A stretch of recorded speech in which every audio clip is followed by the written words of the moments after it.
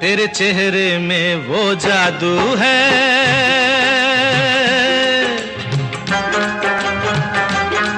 तेरे चेहरे में वो जादू है, बिन डोर खिंचा जाता हूँ। जाना होता है और कहीं तेरी ओर चला आता हूँ, तेरी ओर चला आता हूँ। तेरे चेहरे में वो जादू है।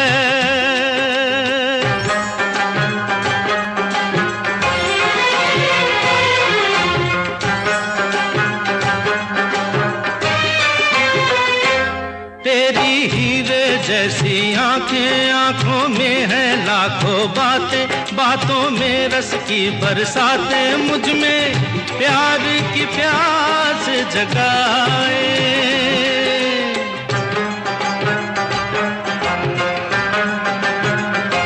तू जो एक नजर डाले जी उठे मरने वाले, लब तेरे अमृत के प्याले दिल में जीने की आस बढ़ाए। चल पड़ते हैं तेरे साथ कदम, मैं रोक नहीं पाता हूँ, मैं रोक नहीं पाता हूँ। तेरे चेहरे में वो जादू है।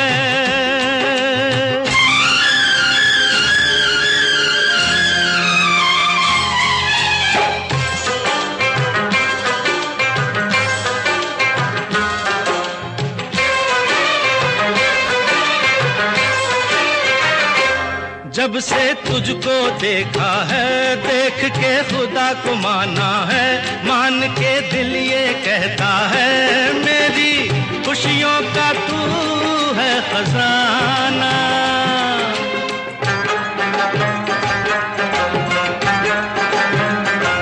दे दे प्यार की मंजूरी, कर दे कमी मेरी पूरी, तुझसे थोड़ी भी दूरी मुझको करती है दीवाना।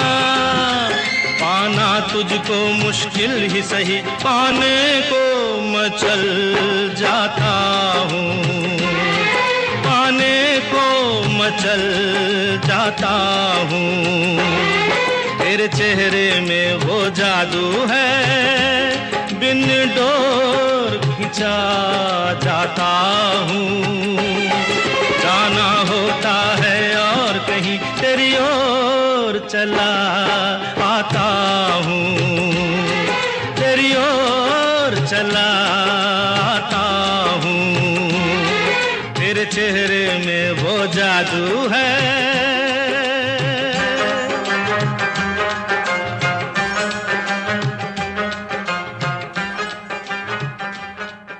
गुड इवनिंग, नमस्कार, सत श्री अकाल, आदाब। आप सुन रहे हैं रेडियो उड़ान और ये है प्रोग्राम दिल से दिल तक सीजन 9। मैं हूँ आरजे नरेश। वापस आ गया हूँ थर्सडे को, यानी कि ठीक 10 बजे आपके पास वापस, और पूरा 1 घंटे का लाइव शो लेकर आते हैं हम 10 से 11 के बीच में आपके लिए। और ये शो होता है जहाँ पे आप हमसे जुड़ते हैं और हम अपने लिसनर्स के साथ बातें करते हैं और अलग अलग मसलों पे उनके साथ डिस्कशन होता है यहाँ पे।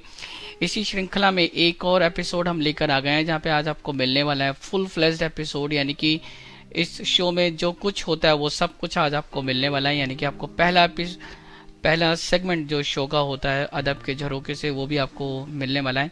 इसके साथ साथ आपको दूसरा सेगमेंट तेरी मेरी बात, और तेरी मेरी बात के सेगमेंट में आज क्या डिस्कस होगा ये आपको पता चल गया होगा अगर आपने हमारे प्रमोशनल मैसेज को चेक कर लिया है। नहीं तो अब से कुछ लम्हों में आपको खबर मिल जाएगी कि आज हम किस पे बात करने वाले हैं। इसके बाद आपको मिलता है हमारा फीचर, छोटा सा फीचर इनफैक्ट, लेकिन काफ़ी effective, recipe of the week. Recipe of the week में आज क्या मिलने वाला है आपको खाना बनाने के लिए, पहले बनाएंगे तभी खा पाएंगे, तो उसके लिए भी आपको सुनना पड़ेगा हमारा वो फीचर यानी कि रेसिपी ऑफ द वीक। और इसके साथ साथ हमेशा की तरह जो फुल फ्लेज डिस्कशन होगा उसमें आप पार्टिसिपेट कर पाएंगे, लेकिन पार्टिसिपेट करने की शर्त ये है कि आपको हमसे जुड़ना होगा। इस 1 घंटे के दौरान अगर आप हमारे साथ जुड़ते हैं हमारे किसी भी मीडियम के थ्रू, तो आप हमारे साथ बात कर पाएंगे। शो में जुड़ने के लिए यूँ तो बहुत से मीडियम्स हैं, लेकिन जो बहुत इफ़ेक्टिव या यूँ कहें कि बहुत ही आसान तरीके हैं, उनमें से सबसे पहला तरीका है कि आप शो के ऑफिशियल कॉन्टैक्ट नंबर यानी कि 9015173846 पर हमारे साथ जुड़ें।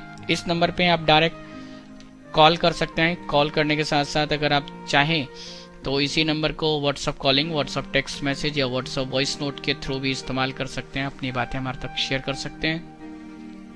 अगर आपको लगता है कि आप कॉल के थ्रू नहीं जुड़ना चाहते, फिर भी हमसे डायरेक्ट जुड़ना चाहते हैं, तो उसका भी एक आसान तरीका है। जल्दी से क्लब हाउस पे लॉगिन करें। दिल से दिल तक लव टिप्स नाम का हाउस है, इस हाउस में आपको आना है और इसका लाइव रूम इस टाइम आपको मिल जाएगा, उसमें इंटर कर जाएं। और जैसे आप इस रूम में इंटर करेंगे तो बिल्कुल आपको शो में पार्टिसिपेट करने का पूरा मौका मिल जाएगा। तो ये वो ज़रिए हैं जिनके थ्रू आप आसानी से हमारे शो में जुड़ सकते हैं। लेकिन इसके अलावा अगर आप शायद डायरेक्ट ना जुड़ के लिख कर अपनी बातें शेयर करना चाहें, तो उसके लिए भी हमारे पास ज़रिया है कि आप हमसे सिर्फ लिख कर अपनी बातें शेयर कर पाएँ। और वो बातें शेयर करने के लिए आपको फेसबुक विजिट करना होगा, उस पर आप जाएं और दिल से दिल तक नाम से आपको पेज मिलेगा जिसको आप लाइक कर सकते हैं। साथ में आपको दिल से दिल तक के नाम से ही ग्रुप मिलेगा जिसे आप ज्वाइन करें और वहाँ पे आप अपनी पोस्ट के थ्रू अपने व्यूज़ हमारे साथ शेयर कर सकते हैं। या फिर रेडियोडान की वेबसाइट विजिट करें www.radiodan.com। फीडबैक सेक्शन में जाएं, शो का नाम यानी कि दिल से दिल तक चूज़ करें, अपनी ईमेल आईडी टाइप करें और वहाँ पे अपना मैसेज जो भी आपको लिखना है वो लिखें और हमको सेंड कर दें। और ख़ास बात ये कि अगर ये लिखने का काम भी अगर आपने 11 बजे से पहले कर दिया तो आप शो में शामिल हो पाएंगे। तो बेसिकली ये वो ज़रिए हैं जिनके थ्रू आप हमारे साथ जुड़ सकते हैं, अपनी बातें शेयर कर सकते हैं। लेकिन अगर नहीं भी जुड़ पाते हैं तो भी कोई मसला नहीं है कि आप हमारे साथ बाद में जुड़ सकते हैं, शो को बाद में भी सुन सकते हैं। वो कैसे सुन सकते हैं मैं आपको शो के दौरान बताऊंगा कि वो कौन सा ज़रिया है जिससे आप हमारे साथ कभी भी, जब आपके पास वक्त हो, जब आपका मन करे, ये जब कुछ अच्छा म्यूज़िक सुनने का मन हो, तो आप हमको कैसे और कहाँ पे सुन सकते हैं, देख सकते हैं। फिलहाल आज जो टॉपिक हम आपके लिए लेकर आए हैं यानी कि अपने दूसरे सेगमेंट के लिए तेरी मेरी बात में, वो काफ़ी इंटरेस्टिंग है। और मुझे लगता है कि जिन्होंने हमारे प्रमोशनल मैसेज को पढ़ा होगा उनको पता चल गया होगा कि आज जो टॉपिक है वो व्यक्तिगत तो है, काफ़ी पर्सनल उसको आप कह सकते हैं, लेकिन हमने उसमें थोड़ा सा ट्विस्ट डाल दिया है, क्योंकि अगर इतना ही आसान सवाल पूछें आपसे तो मज़ा नहीं आएगा। आपको भी कुछ ना कुछ चाहिए जो थोड़ा सा टेक्निकल हो, या यूँ कह लें कि थोड़ा सा मुश्किल, तो उसमें कुछ होना चाहिए ताकि आपको सोचने पे मजबूर होना पड़े।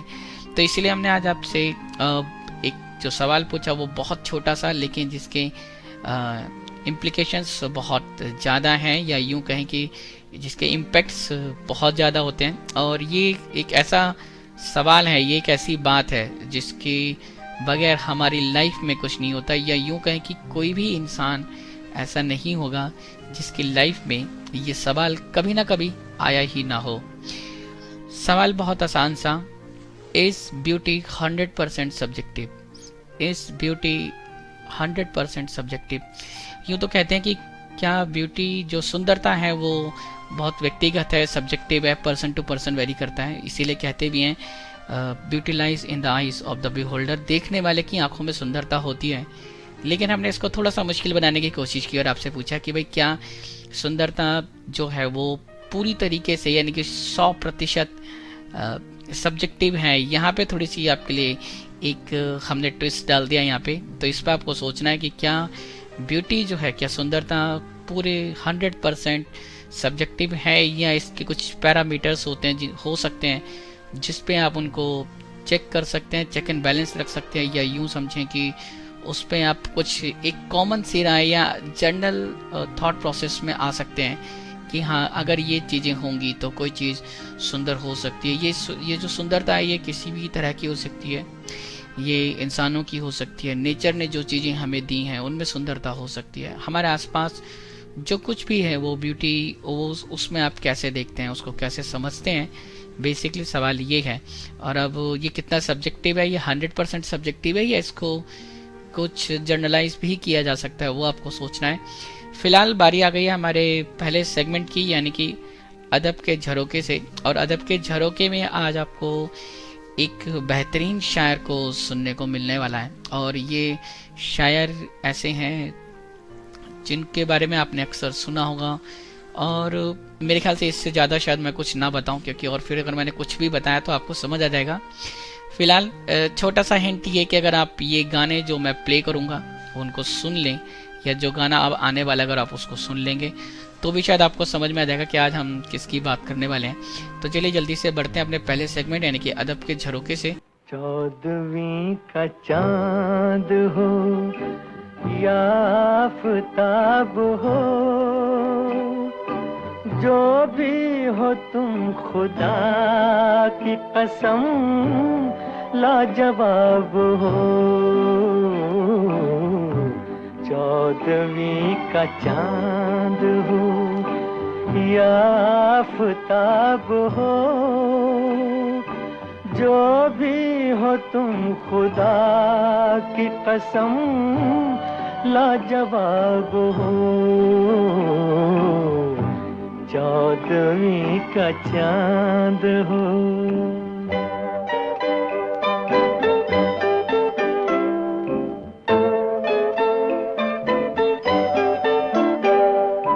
जुल्फे हैं जैसे कांधों पे बादल झुके हुए, आंखें हैं जैसे मैं के प्याले भरे हुए, मस्ती है जिसमें प्यार की तुम वो शराब हो। 14वीं का चांद हो।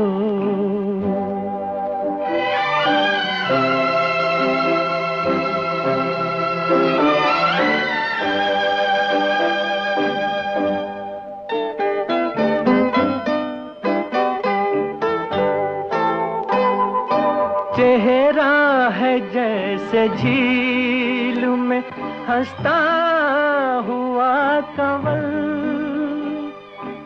या जिंदगी के साज पे छेड़ी हुई गजल।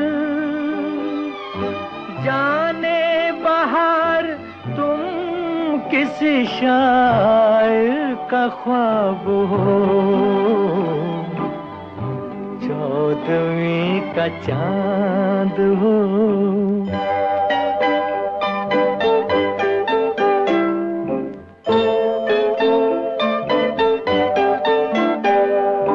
होंठों पे खेलती है तबस्सुम की बिजलियां,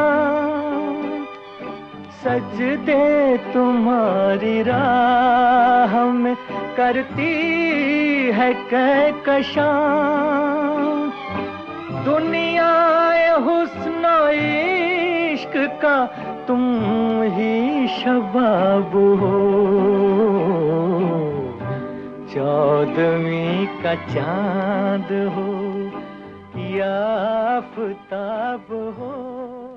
सेगमेंट अदब के झरोके से मैं आरजे नरेश आपका स्वागत और अभिनंदन करता हूं। आज हम फिर से वापस आ गए हैं आपके साथ एक और बेहतरीन शायर को लेके। इनके गाने, इनकी गजलें आपने अनगिनत बार सुनी होंगी। रेडियो पे जब भी आप गाने सुनते हैं, अगर आपने कुछ देर भी रेडियो सुना होगा तो कम से कम एक गाना इनका लिखा हुआ जरूर आपने सुन लिया होगा, क्योंकि इनके गाने इतने फेमस हैं। जी हाँ, हम बात कर रहे हैं शकील बदायूनी की। शकील बदायूनी का जन्म 3 अगस्त 1916 को बदायूं में हुआ था, जो कि उत्तर प्रदेश में है। इनकी शुरुआती एजुकेशन जो थी वो अपने घर पे ही हुई, इनको घर पे शिक्षा दिलवाई गई। इसके बाद इन्होंने 1936 में अलीगढ़ मुस्लिम यूनिवर्सिटी को ज्वाइन किया। वहां जाके इनका जो रुझान था वो शायरी की तरफ हुआ। इन्होंने अलग अलग यूनिवर्सिटीज और कॉलेजेस के जो मुशायरे हुआ करते थे, कवि सम्मेलन हुआ करते थे, उसमें पार्टिसिपेट किया। इसके बाद 1940 में इनकी शादी हुई और 1944 में ये मुंबई पहुंच गए, जहां पे इन्होंने मूवीज के लिए गाने लिखना शुरू किए और लगभग कहते हैं कि इन्होंने 89 मूवीज के लिए अपने गाने लिखे हैं। हर बड़े एक्टर के लिए इन्होंने गाने लिखे और हर बड़े सिंगर ने लगभग इनके गाने गाए हैं। इनको ट्यूबरक्लोसिस डायग्नोस्ड हुआ था और उसके बाद इनका इलाज हुआ। बाद में 20 अप्रैल 1970 को एक छोटी सी एज में, यानी कि लगभग 53 साल की एज में इनका निधन हुआ।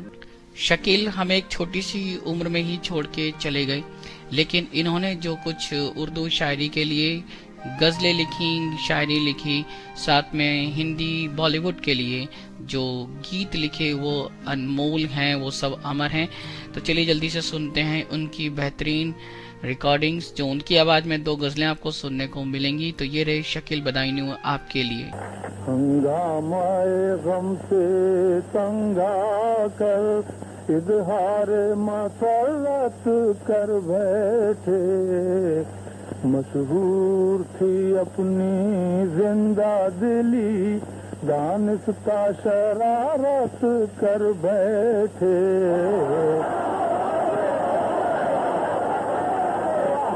कोशिश तो बहुत की हमने मगर पाया नागा में हस्ती से मफर, वीरान ये दिल जब हद से बढ़ी, घबरा के मोहब्बत कर बैठे।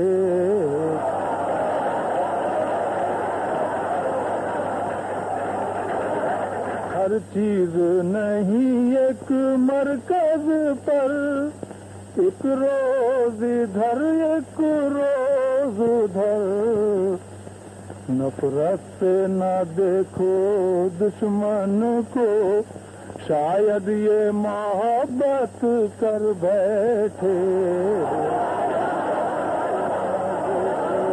दुश्मन को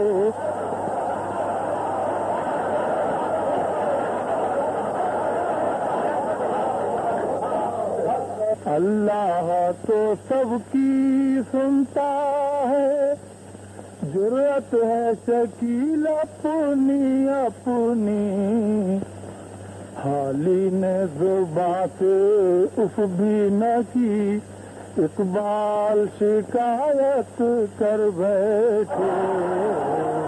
हंगामाए गम से तंगा कर, गजल के अंदर शामिल उनसे उम्मीद नुमाई है, उनसे उम्मीद उम्मीद नुमाई है, क्या निगाहों की मौत,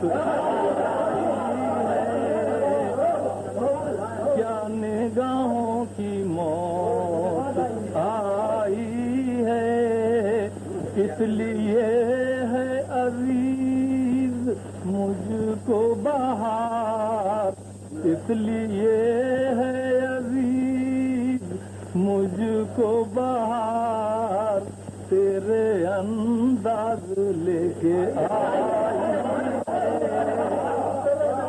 तेरे अंदाज ले वो हवा दे रहे है दामन की, वो हवा दे रहे है दामन की, हाय किस वक्त नींद, हाय किस वक्त नींद, बेकरार करके हमें यूं न जाइए, आपको हमारी कसम लौट आई। बेकरार करके हमें यूं न जाइए, आपको हमारी कसम लौट आई।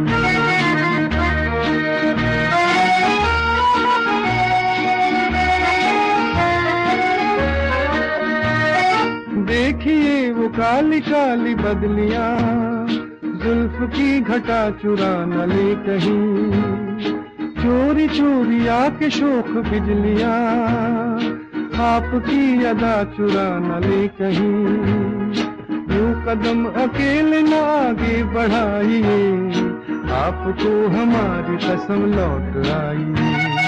बेकरार करके हमें यूं न जाइए, आपको हमारी कसम लौट आई।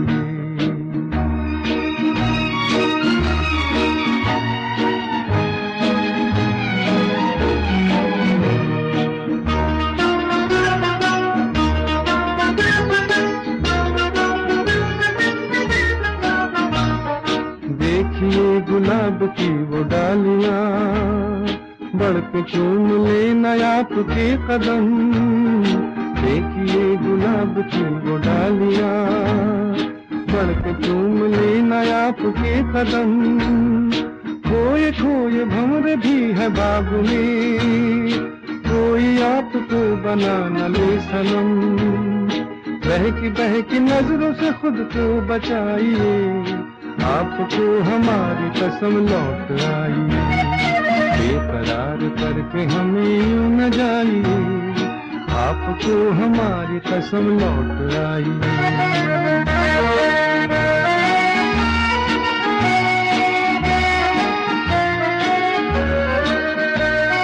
जिंदगी के रास्ते अजीब हैं, इनमें इस तरह चला न कीजिए।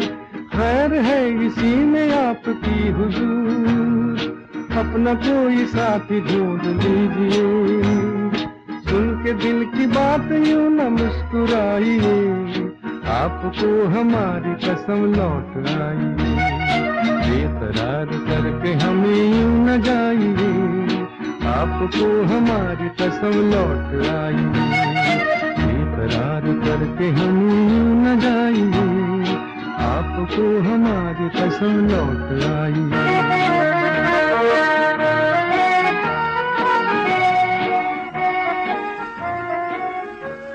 Welcome back. इस प्यारे से सेगमेंट के बाद उम्मीद करता हूँ कि जिस शायर को आज हमने आपसे मिलवाने की कोशिश की, जिनसे की आवाज़ आपने सुनी, ये रिकॉर्डिंग बहुत पुरानी है। लगभग आज से 53 साल से ज़्यादा पुरानी रिकॉर्डिंग्स हमने आपको सुनवाई हैं, और इसलिए आपको थोड़ी सी क्वालिटी में भी कंप्रोमाइज़ लगा होगा, क्योंकि ये उस टाइम की रिकॉर्डिंग्स हैं और इतनी आज की जो क्लैरिटी आती है वो शायद आपको पता है उस ज़माने में नहीं मिलती थी। लेकिन फिर भी ये अनमोल रत्न है हमारे पास जो हम आपके लिए लेकर आए थे। और शकील बदायूनी के साथ जैसा मैंने आपको बताया था कि लगभग 89 मूवीज़ में इन्होंने गाने लिखे, और लगातार इनको 3 बार Filmfare lyricist best lyricist award मिला है, 1961 में, 62 में, 63 में। तो ये लगातार इनके अवार्ड से इनको गवर्नमेंट ऑफ इंडिया ने रिकॉग्नाइज़ किया। तो एक बेहतरीन शायर जिन्होंने अपनी बहुत छोटी एज में इस दुनिया को अलविदा कहा, और शायद ये और लंबे वक्त तक हमारे साथ रहे होते तो इनके नाम पे और गाने और गज़लें और किताबें होती। फ़िलहाल उम्मीद करता हूँ कि आपको ये सेगमेंट पसंद आया होगा। अगर आपको किसी और शायर के बारे में सुनना है, किसी कवि के बारे में, किसी शायर के बारे में आप जानना चाहते हैं, सुनना चाहते हैं उनकी ओरिजिनल वॉइस, तो बिल्कुल हमें बता सकते हैं। और बताने के लिए माध्यम वही है जो हमने आपको स्टार्टिंग में बताए थे, उनके थ्रू आप हमारे साथ जुड़ सकते हैं, अपनी रिक्वेस्ट सेंड कर सकते हैं। फिलहाल बारी आ गई है हम अपने बढ़े दूसरे सेगमेंट, यानी कि तेरी मेरी बात का सेगमेंट। तेरी मेरी बात के सेगमेंट में आज हम आपके साथ एक बहुत ही इंटरेस्टिंग टॉपिक पे बात करने वाले हैं। मुझे लगता है कि इस टॉपिक पे हम 1 या 2 बार पहले भी काफ़ी बीते सालों में बात कर पाए हैं, लेकिन आज हमने थोड़ा सा उसको चेंज करके आपके साथ फिर से डिस्कशन को शुरू करने की कोशिश की है। कई बार कुछ चीज़ें ऐसी होती हैं, कुछ मसले ऐसे हैं जो हर दौर में, हर वक्त पे, हर कुछ महीनों के बाद या कुछ सालों के बाद डिस्कस किए जा सकते हैं। हर वक्त उनके मायने अलग होते हैं, और क्योंकि सुनने वाले भी हमेशा एक जैसे नहीं होते, बहुत से लोग जो पहले सुनते थे शायद अब ना सुनते हो, जो अब सुन रहे हो शायद वो उन्होंने ये डिस्कशन हमारी तरफ से ना सुना हो, इसलिए हमने सोचा क्यों ना इस डिस्कशन को फिर से आपके साथ लाया जाए और बात की जाए आपसे कि इस तरह की जो चीज़ें जब हम अपनी पर्सनल लाइफ में चीज़ों को सोचते हैं और उसके बारे में बहुत कुछ ऐसा होता है जो पर्सनल होने के साथ साथ हमारी लाइफ से जुड़ता है और जिसके बारे में हमें सोचना पड़ता है, तो उन बातों पे कुछ ना कुछ बात होनी ज़रूर चाहिए। इस ब्यूटी 100% सब्जेक्टिव, क्या सुंदरता 100% या 100% सब्जेक्टिव है या व्यक्तिगत है, ये या इसके लिए कुछ पैरामीटर्स सेट किए जा सकते हैं, वो आपको सोचना है। मैंने आपको पहले भी कहा था कि जब हम ये सेगमेंट ख़त्म करेंगे यानी कि अदब के झरोखे से, उस टाइम तक आप सोच लें और आपके दिमाग में जो भी विचार आए, जो भी व्यूज़ आए, वो आप हमारे साथ शेयर कर सकते हैं। शेयर करने के लिए शो का ऑफिशियल कॉन्टैक्ट नंबर 9015173846 या फिर क्लब हाउस पे लॉगिन करें। दिल से दिल तक लव टिप्स नाम का हाउस है जिसके लाइव रूम में आप एंटर कर जाएंगे तो आप हमारे साथ शो में पार्टिसिपेट कर सकते हैं। अब जहाँ तक इस पूरे मसले को डिस्कस करने की बात है तो ये काफ़ी इंटरेस्टिंग है, और काफ़ी इंटरेस्टिंग इसलिए है क्योंकि ये बहुत व्यक्तिगत विषय है, वो बहुत ही पर्सनल व्यू रखते हैं लोग। हर व्यक्ति की पसंद नापसंद या उसको देखने का जो किसी चीज़ को जो देखने का नज़रिया है वो पूरी तरह से बिल्कुल अलग होता है, अलग अलग तरीके से लोग सोचते हैं। और मज़े की बात ये है कि हम इसलिए इसको कहते हैं कि सुंदरता जो है वो बेसिकली किसी चीज़ में नहीं होती। आपने कई बार पढ़ा होगा ये कोट कि सुंदरता जो है वो देखने वाले की आंखों में होती है। और लेकिन क्या ये सुंदरता 100% सब्जेक्टिव है, क्या ये 100% व्यक्तिगत है, ये एक सोचने का और बात करने का विषय हो सकता है। क्योंकि हम ये तो मानते हैं कि लोगों की पसंद नापसंद और उनका देखने का नज़रिया बिल्कुल अलग हो सकता है, एक दूसरे से अलग तरीके से सोच सकते हैं, देख सकते हैं, समझ सकते हैं। लेकिन क्या कुछ पैरामीटर्स ऐसे भी हो सकते हैं जहाँ पे आप ये कह सकें कि कुछ चीज़ें अगर मैच कर जाएं या ये चीज़ें हमारे साथ हों, या कुछ पैरामीटर जो भी आप या जनरली लोग सेट करते हों, समझते हों, अगर वो मैच कर जाए तो आप कह सकते हैं कि कुछ चीज़ सुंदर या अच्छी हो सकती है। इसके बारे में बात करें, हमारे साथ पार्टिसिपेंट्स हैं। अमूल्या हमारे साथ हैं। अमूल्या, बहुत बहुत स्वागत है शो में। और क्या लगता है कि 100% सब्जेक्टिव है? हेलो नरेश, हाय सभी को नमस्कार। तो मेरा मानना है कि देखिए सुंदरता 100% सब्जेक्टिव है, ये कहना तो बहुत मुश्किल है कि 90% के करीब तो डेफिनेटली सब्जेक्टिव है। क्योंकि मतलब देखिए जैसे एक हम भी बताते हैं कि जो ब्यूटी है या सुंदरता है ये एक एब्स्ट्रैक्ट नाउन है। ऑब्वियसली एब्स्ट्रैक्ट नाउन है, आप इसे छू नहीं सकते, देख नहीं सकते, महसूस नहीं कर सकते। सिर्फ मतलब इसके बारे में आप मतलब अपने मन में कुछ विचार जरूर अपना एक बना सकते हैं। तो वो विचार तो आपका व्यक्तिगत ही होता है ना, वो तो कोई आपके मन में नहीं डाल सकता। तो सुंदरता एक विचार है कि आप सामने आपने कुछ देखा, फूल देखे या आपने कोई पेंटिंग देखी या आपने किसी इंसान को देखा, तो आपको कैसा लगा, उसका रंग, उसके कद काठी या उसका जो पहनावा या कुछ भी, क्या आपको सुंदर लगता है या नहीं लगता है, ये तो सामने वाले के ऊपर बहुत निर्भर करता है। इसीलिए हाँ ये व्यक्तिगत है काफी हद तक, लेकिन सोसाइटी के कुछ मापदंड जरूर होते हैं। मैं मानती हूँ कि फॉर एग्जांपल इंडियन सोसाइटी है तो उसमें ब्यूटी स्टैंडर्ड्स हैं, यूरोपियन स्टैंडर्ड से अलग है जो, लेकिन कोई पैन वर्ल्ड का कोई ऐसा स्टैंडर्ड नहीं है जिससे ब्यूटी को मेजर किया जा सके।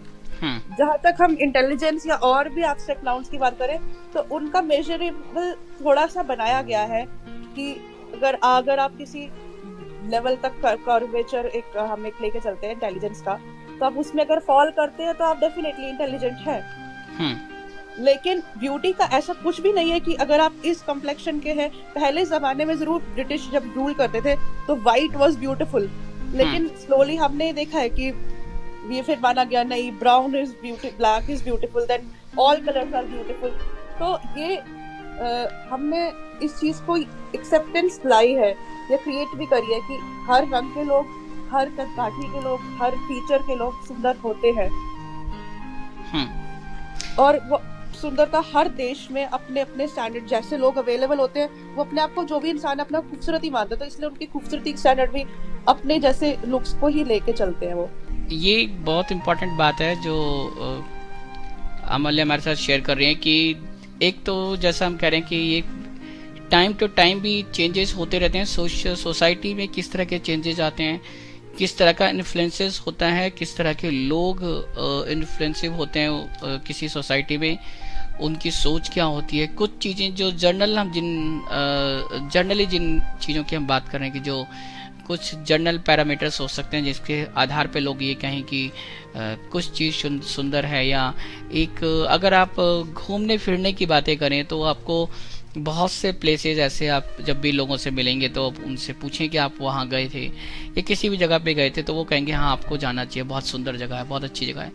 ऐसे ही जो सेलिब्रिटीज़ हैं वो उनके बारे में भी एक कॉमन सी धारणा होती है लोगों की कि कोई एक्ट्रेस या एक्टर बहुत हैंडसम है, सुंदर है, या एक्ट्रेस ब्यूटीफुल है। इस तरह की जो ये धारणा है, ये जो अजम्पशन है हमारी, ये सब जगह मिलेगी, सिर्फ हिंदुस्तान में नहीं, हिंदुस्तान के हर के बाहर किसी भी छोटे से जगह में चले जाएं, छोटे से एरिया में जाएं या पूरी कंट्री में चले जाएं, कहीं भी आप देखेंगे तो आपको ये पैरामीटर थोड़े अलग अलग हो सकते हैं, कलर अलग हो सकता है, लोगों का वेट, हाइट कुछ भी अलग हो सकता है, वहाँ का नेचर कुछ भी हो सकता है, लेकिन वहाँ पे कुछ पैरामीटर्स होंगे जिनको लोग एक्सेप्ट करते होंगे।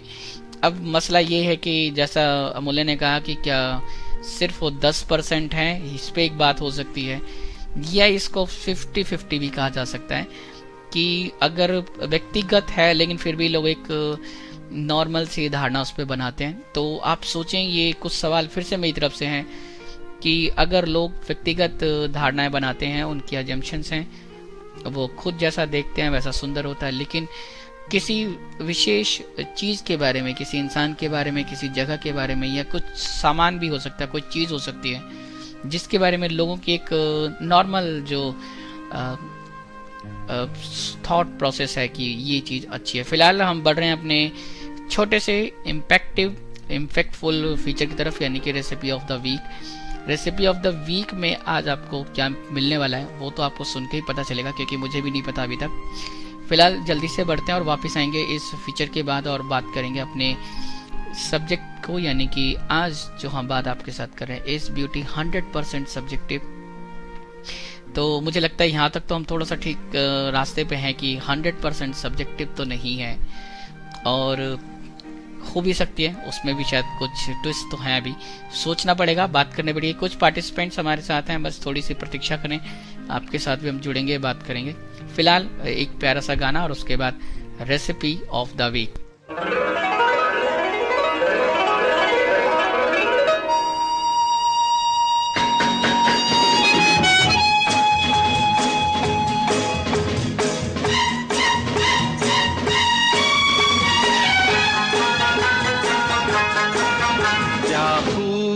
लगती हो, बड़ी सुंदर दिखती हो, क्या खूब लगती हो, बड़ी सुंदर दिखती हो।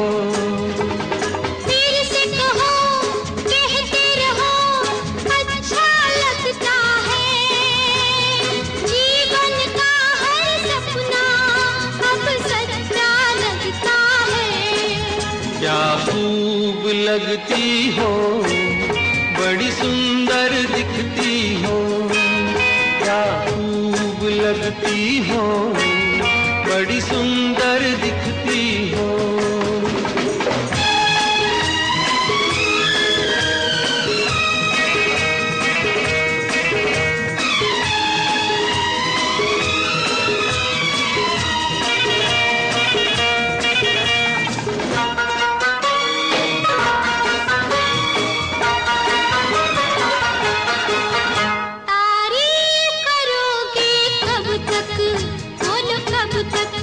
मेरे सीने में सांस रहेगी जब तक,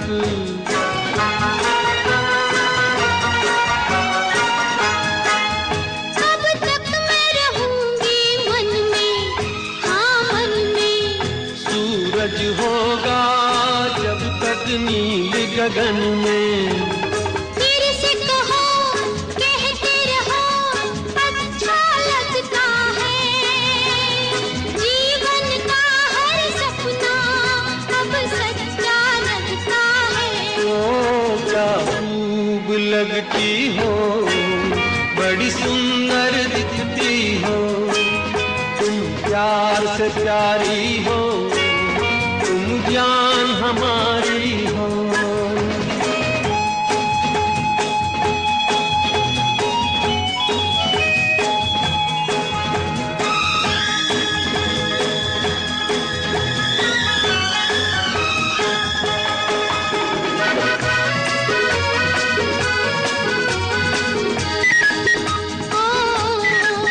ओ खुश हो न मुझे तुम पाकर, मुझे पाकर।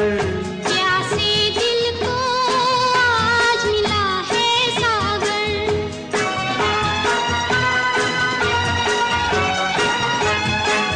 क्या दिल में है और तमन्ना है तमन्ना। हर जीवन में तुम मेरे ही बनना। फिर से कहो, कहती रहो, अच्छा लगता है। जीवन का हर सपना अब सच्चा लगता है। ओ क्या खूब लगती हो, बड़ी सुंदर दिखती हो, प्यार से प्यारे हो, तुम जान हमारी हो। प्यार से प्यारे हो, तुम जान हमारी हो।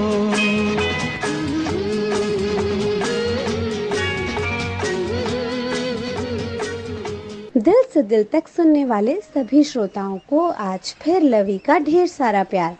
दोस्तों, गर्मी का मौसम आ गया है और अब कुछ दिनों में गर्मी का जो कहर है वो हम सब पर बरपा होगा। तो इससे पहले कि हम अपने खान पान में उन चीज़ों का इस्तेमाल करने लगे जो कि हमें गर्मी से निजात दिलाएंगी, बचाएंगी, तो आज की रेसिपी हमारी गर्मी को लेकर है।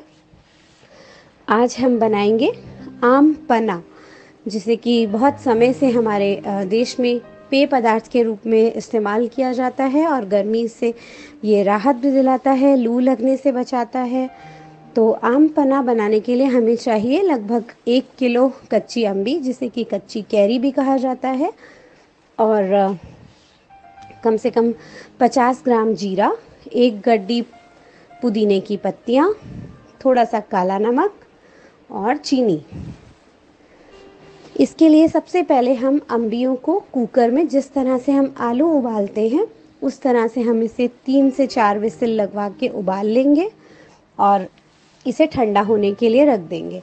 साथ ही साथ ठंडा होने के बाद इसका छिलका उतार करके सारा पल्प निकाल लेंगे इसका, और उसे एक मिक्सी के जार में डाल देंगे। और जो हमारी मिंट लीव्स हैं यानी कि पुदीने की पत्तियाँ, उन्हें भी अच्छी तरह से धोकर, तोड़कर और उस मिक्सी के जार में डाल देंगे और उन्हें पीस करके एक अलग जार में बंद करके रख देंगे। और ध्यान रखिएगा कि इसे फ्रिज में रखिएगा। उसके बाद हम इसके लिए मसाला तैयार कर लेंगे, जिससे कि हम जीरे को अच्छी तरह तवे पर भून लेंगे और भूनने के बाद उसे ठंडा करके उसे भी एक मिक्सी के जार में पीस लीजिए और काला नमक रख लीजिए और थोड़ी चीनी स्वाद अनुसार। और अगर आप थोड़ा तीखा पसंद करते हैं तो आप 2 से 3 हरी मिर्च भी इसमें ऐड कर सकते हैं जब आप ये मिक्सचर को पीसेंगे, पुदीना और आम्बी को। जब आप पीसेंगे पुदीने और आम के पल्प को तो उसी में आप थोड़ी सी हरी मिर्च भी डाल सकते हैं। अब ये तो हमने, और इस मसाले को भी आप जो है जार में बंद करके रख लेंगे। जो हमने जीरा भूना है उसको भी आप एक डब्बी में बंद करके रख लेंगे।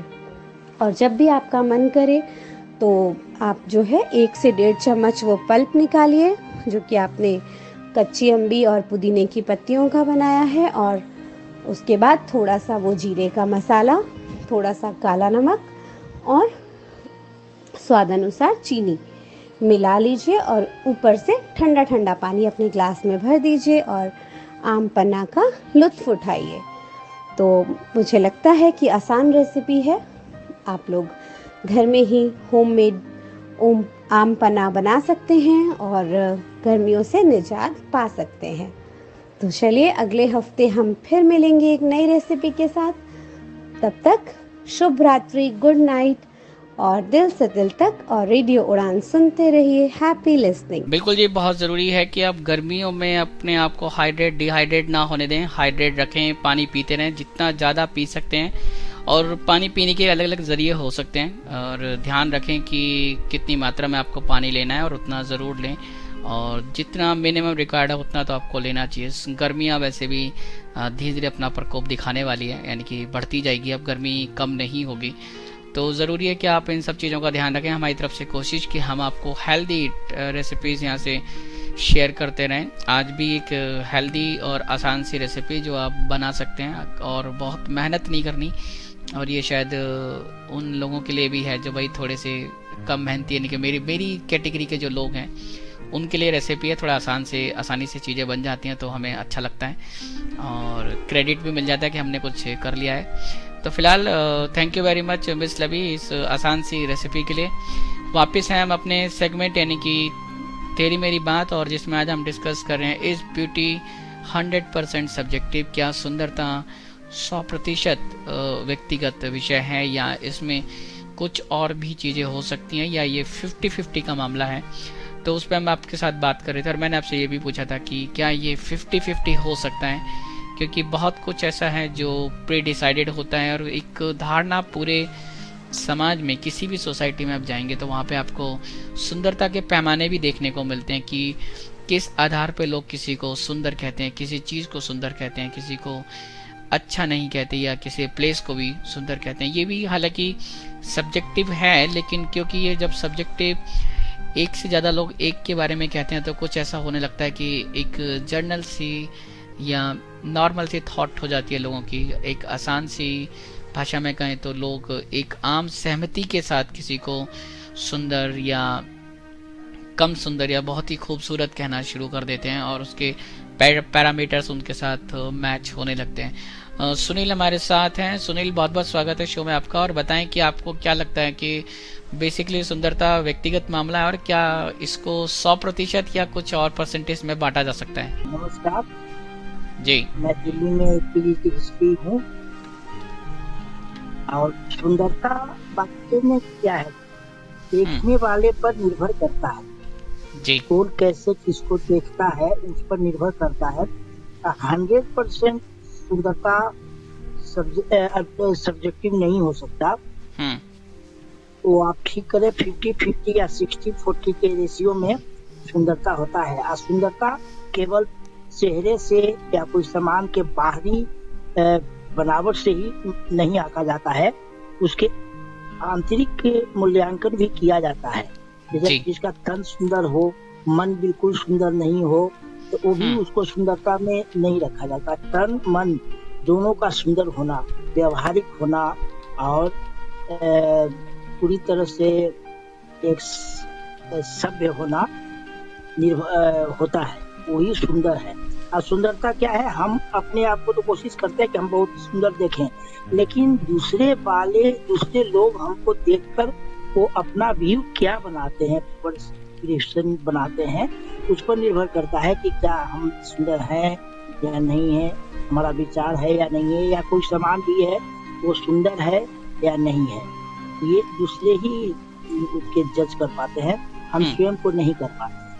हमारी सुंदरता या कोई दूसरा करेगा और दूसरे की सुंदरता कौन कैसी है या कैसा है वो हम करेंगे, ये होता है सुंदरता। लेकिन ये सही है कि 100% सब्जेक्टिव नहीं है। पूरी तरह से सुंदर कोई आदमी है तो पूरी तरह से अच्छा है, ऐसा नहीं है। कोई कम भी सुंदर है लेकिन इसका व्यवहार, वाणी, ये सब यदि सुंदर हो, मधुर हो, तो पूरी तरह से अपने आप को सुंदरता कर सकता है कि हम पूरी तरह से सभ्य हैं। जी बिल्कुल, बेसिकली यही रीजन है जब लोग कहते हैं कि सुंदरता जो है देखने वाले की आंखों में होती है, या जो बंदा देख रहा था उसकी नजरिए से देखने पर पता चलता है सुंदरता क्या है। लेकिन सुनील भाई, एक जो सबसे इंटरेस्टिंग बात है कि अगर हम कह रहे हैं कि सुंदरता 100% एक सब्जेक्टिव नहीं है, लेकिन फिर भी समाज में जितने भी लोग हों वो अलग अलग व्यूज़ रखते होंगे, लेकिन कुछ चीज़ें जैसा मैंने आपको कहा कि चाहे वो सेलिब्रिटीज़ हो, हमारे स्टार्स हो, या फिर प्लेसेस हों, कुछ भी टेम्पल्स हों, चर्चेज हों, जो भी चीज़ें हों, या जो बहुत पुरानी चीज़ है, मुझे लगता है कि अगर ताजमहल हो या ऐसी बहुत सी चीज़ें हो सकती हैं, प्लेसेस हो सकते हैं, उन सब के बारे में नॉर्मली जो लोग हैं वो एक ही तरह की राय देते हैं कि जगह बहुत सुंदर है, बहुत जगह अच्छी है, आपको जाना चाहिए। तो वहाँ पे फिर वो मुझे लगता है कि सब्जेक्टिव भी हो सकती है और शायद नहीं भी, क्योंकि जो डिसाइड कर रहे हैं शायद वो लोगों ने ही डिसाइड किया है कि कोई प्लेस कैसा है या कोई इंसान कैसा है। प्लेस कैसा है ये तो ठीक है, लेकिन प्लेस में जाने वाले कैसे हैं इस पर भी डिपेंड करता है। जैसे कि आप कैसे जा रहे हैं, क्या आप फैमिली के साथ जा रहे हैं या किसी और के आप साथ जा रहे हैं, उस पर भी उसकी सुंदरता बढ़ जाती है। हमारे साथ प्रिया भी हैं। प्रिया, आप भी अगर आपको आवाज हमारी सुनाई दे रही है और कुछ कहना चाहें तो बहुत बहुत स्वागत शो में। यस प्रिया, मैं इतना ही कहना चाहती हूँ, सुंदरता ब्यूटी में नहीं रहती है। सुंदरता देखनी है तो हर एक के मन में, दिल में, the beauty should be inside a person, where her nature is, where her character. You know, the people should not go on the looks that she is beautiful. People should see her nature, her heart, how clean, clear she is, and that is a real beauty which is to be seen. Yeah, that only I could like to say that beauty comes from inside. शरीर से beautiful होना ही जरूरी नहीं है. You should be beautiful from your heart as well as your nature, your character, and this is really showing the beauty of a person. That's all I say. Thank you. तो प्रिया कह रही हैं कि जो ब्यूटी है वो inside होनी चाहिए। आपका जो इनसाइट है वो कितना रिच है उस पर डिपेंड करता है कि ब्यूटी क्या हो सकती है। ये मैं कह रहा हूँ कि हम जैसा लगातार कह रहे हैं कि ये सब्जेक्टिव तो है, पर्सनल भी है, क्योंकि हर व्यक्ति अलग तरीके से सोचता है। और हमने शायद 3 लोगों ने यहाँ पे अभी आपके साथ बात की और तीनों के जो व्यूज़ हैं वो थोड़े डिफरेंट मिल गए आपको, और उनमें भी थोड़ा एकदम 100% मैच नहीं कर रहा है। इसका मतलब ये है कि ये जो पर्सनल तो है और ये परसेंटेज में बांट पाना शायद 100% या 90% या 50-50 ये भी बड़ा मुश्किल हो जाएगा, क्योंकि बहुत सी चीज़ें ऐसी हैं जो हमें ऐड ऑन करनी होती है, जिनके बारे में हमें सोचना होता है। लेकिन ये ज़रूरी है कि सुंदरता कहाँ है ये लोग शायद लोगों का नज़रिया बताता है। और मेरे ख्याल से अब थोड़ा सा वक्त और है, तो मेरे ख्याल से माइक ओपन है, अगर कोई और कुछ कहना चाहे तो बिल्कुल कह सकते हैं। तो मतलब जैसे मैंने औरों के विचार सुने तो हाँ, मुझे लगता है कि देखिए जो इन्होंने कहा, सर ने जो कहा कि ब्यूटी जो है वो 60-40 की रेशो में या मतलब ऐसे कुछ मेजर करनी पड़ेगी, क्योंकि मैं हाँ कुछ हद तक इस बात पे एग्री कर सकती हूँ व्हेन इट कम्स टू मतलब पर्सन का जो ब्यूटी की बात हो रही है, एक पर्टिकुलर इंसान जैसे आप हो या मैं हूँ, जब मैं आपको देखती हूँ क्या मैं आपको ब्यूटीफुल समझती हूँ या हैंडसम समझती हूँ या मतलब इन अ सेंस लुक्स वाइज, या मैं आपको वो समझती हूँ कि आप अच्छे इंसान हो, तो अपनी यू नो कैरेक्टर या आप किसी से बात करते हो उसको देख के, या आप मुझे देख के क्या समझते हो कि am I a good person or not, with beyond my looks or with my looks, कैसे भी। ये तो हर एक का अपना है ना, कि अगर आपको पतली लड़की पसंद है, अगर आपको मोटी लड़की पसंद है, या आपको मतलब शॉर्ट हाइट पसंद है, लॉन्ग हाइट पसंद है, तो एक तो फिजिकल वाली बात हो गई, एक नेचर वाली बात हो गई। दोनों चीजों को ऐड करके ही आप सामने वाले को रेट करते हैं, आप सामने वाले को अपने लेवल अपना उस मानते हैं कि ब्यूटीफुल है या नहीं है। लेकिन ये सिर्फ हम इंसानों पे या कुछ हद तक जानवरों पे रिश्ते अलॉन्ग कर सकते हैं, पर व्हेन इट कम्स टू, आपने कहा कि क्या ये धारणा दुनिया बनाती है, तो बिल्कुल बनाती है। जब हम जैसे जब हम ड्रेसेस की बात करते हैं या ताजमहल वगैरह की आपने बात करी, तो कुछ हद तक जो है ये दुनिया भी बनाती है कि हाँ ये जगह खूबसूरत है, इसको यूनेस्को वर्ल्ड हेरिटेज साइट में घोषित किया गया है, तो डेफिनेटली खूबसूरत होगी। अगर आप ऐसा नहीं मानेंगे तो लोग आपको पागल समझेंगे। तो अगर आप मानते हैं नहीं मानते वो बात नहीं, आपको दुनियावी तौर पर अग्री करना पड़ता है। बिल्कुल, एक ये बात है। दूसरा कि किस जमाने में ये चीज हुई, जैसे हम देखते हैं इंडिया में वेडिंग के लिए लाल जोड़ा सबसे ज्यादा अप्रोप्रिएट बनाता है। सबसे सुंदर लाल जोड़ा, दुल्हन किसमें होती है? रेड कपड़ों में, पिंक कपड़ों में, इन्हीं कपड़ों में। अगर वो पर्पल पहन के आएगी, अगर वो ऑरेंज पहन के आएगी या ग्रीन पहन के आएगी, तो आपको वो दुल्हन ही नहीं लगेगी। वही बात वेस्टर्न उसमें भी है कि व्हाइट जो कलर का गाउन है वही एक ब्राइड पहनने में अच्छी लगती है। आप क्रिश्चियन ब्राइड सोचते हैं तो आपके दिमाग में एक व्हाइट गाउन ही आएगा 90% टाइम्स। बहुत ही रेयर होगा कि कोई ब्राइड कोई डिफरेंट कलर पहन रही है, क्योंकि यही माना जाता है कि ब्राइड आप लगोगे ही उसी में, वरना आप कुछ और ही लगोगे, ब्राइड नहीं लगोगे। ये जो मसला मैं आपके साथ शेयर कर रहे हैं, आपको पता चल गया कि कितना कॉम्प्लिकेटेड है। और हम जब कभी सोचते हैं, थोड़ा से बात करते हैं, तो लगता है कि काफ़ी आसान चीज़ें हैं, लेकिन कॉम्प्लिकेशंस बहुत ज़्यादा हैं। और ये डिसाइड कर पाना कि ये 100% सब्जेक्टिव है या नहीं, तो बड़ा मुश्किल हो जाता है। हालांकि 100% सब्जेक्टिव तो नहीं है, लेकिन फिर भी इसके परसेंटेज भी डिफाइन करना बड़ा मुश्किल है। और ये क्योंकि व्यक्तिगत मामला है, तो बिल्कुल हम इसे लोगों की सोच पे छोड़ना चाहते हैं। मुझे लगता है कि किसी इंसान की पसंद कैसी है और कैसी नहीं है, इस पे शायद उसका अपना राय होना ज़रूरी है, उसके अपनी सोच होनी चाहिए, वो किस तरीके से चीज़ों को सोचते हैं, समझते हैं और उस पर उसका अनुपालन करते हैं। तो ये चीज़ें वो हैं जो शायद व्यक्तिगत हैं और उसको वहीं पे छोड़ देना चाहिए। अगर आपको कुछ और लगता है, कुछ और आप कहना चाहते हैं, तो बिल्कुल भाई हमको लिख सकते हैं। हमारी वेबसाइट विजिट करें www.radionan.com, फीडबैक सेक्शन में जाएं और शो का नाम दिल से दिल तक चूज़ करें और ईमेल आईडी टाइप करें अपनी, और अपना व्यू, आपकी बात हमारे साथ शेयर कर दें, लिख कर और सेंड करें। इसके साथ साथ अगर आप इस डिस्कशन को, शो को अभी इस वक्त नहीं सुन पाए तो भी कोई दिक्कत नहीं है। इस शो को आप YouTube पे जाके जब आपका मन करे, जब आप चाहें सुनना तब सुन सकते हैं, जब आपके पास वक्त हो, अच्छा म्यूज़िक सुनने का मन हो, डिस्कशन सुनने का मन हो या फिर कुछ कहने का मन हो, तो पहले हमें सुन लें और वीडियो को देख लें, उसके बाद अपनी राय रख सकते हैं। YouTube पे जाके सिर्फ आपको सर्च करना है दिल से दिल तक विद आरजे नरेश, और आपको हमारा चैनल मिल जाएगा दिल से दिल तक। इसके बाद आपको हमारे सभी शोज़ की वीडियो और मिल जाएंगे, वहाँ पे आप वीडियो देख सकते हैं, सुन सकते हैं। वहाँ पे भी आप अपनी राय रखें और जब आपके पास वक्त हो तब वहाँ पे आप सुन सकते हैं। ये YouTube की एक अच्छी बात है। उम्मीद करता हूँ आज का डिस्कशन आपको पसंद आया होगा। फिलहाल अब बारी आपसे टाटा बाय बाय कहने की, इस प्रॉमिस के साथ कि नेक्स्ट वीक जब हम आपके साथ आएंगे तो एक और ब्रांड न्यू एपिसोड लेके आएंगे, फुल फ्लेश, यानी कि आपको सारे सेगमेंट, अदब के झरोके से, तेरी मेरी बात और रेसिपी ऑफ द वीक का फीचर मिलेगा। तो अभी के लिए इतना ही। कीप लिसनिंग रेडियो उड़ान, flight of life, happy listening.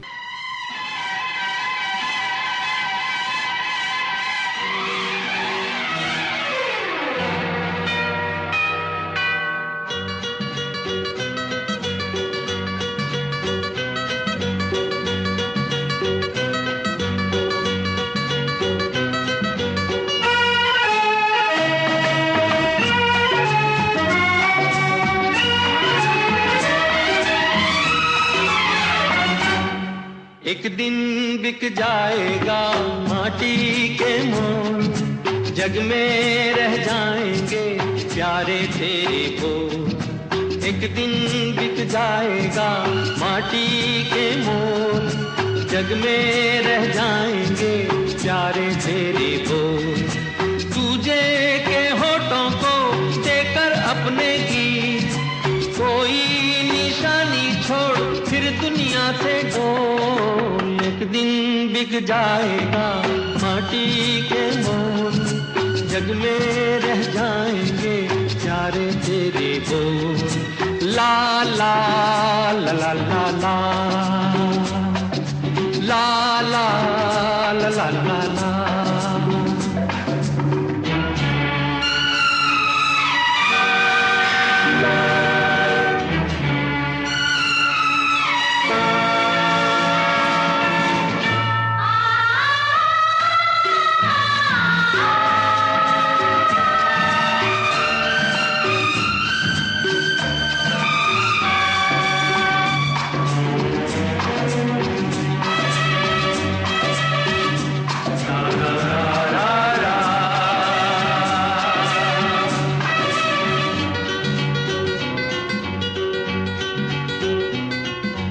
अनहोनी पथ में कांटे लाख बिछाए, होनी तो फिर भी बिछड़ा यार मिलाए। अनहोनी पथ में कांटे लाख बिछाए, होनी तो फिर भी बिछड़ा यार मिलाए। ये बिरहा ये दूरी दो पल की मजबूरी, फिर कोई दिल वाला काहे को घबराए। करम पम धारा जो बहती है मिलके रहती है, बहती धारा बन जा फिर दुनिया से डोल। एक दिन बिक जाएगा माटी के मोल, जग में रह जाएंगे प्यारे तेरे को। ला ला ला ला ला ला ला ला ला ला ला ला।